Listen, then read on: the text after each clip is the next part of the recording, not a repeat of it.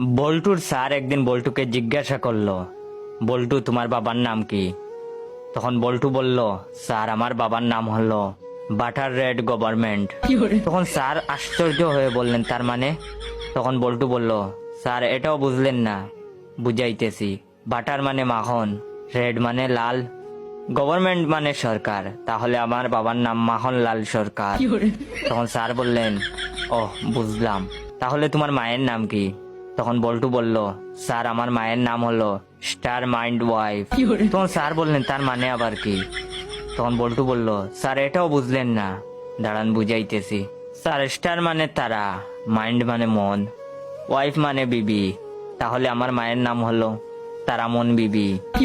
তখন স্যার বললেন, ওহ বুঝলাম, তাহলে তোমার ভাইয়ের নাম কি? তখন বল্টু বলল, আমার ভাইয়ের নাম ফাদার বাস। স্যার বললেন, তার মানে? তখন বল্টু বলল, স্যার এটাও বুঝলেন না?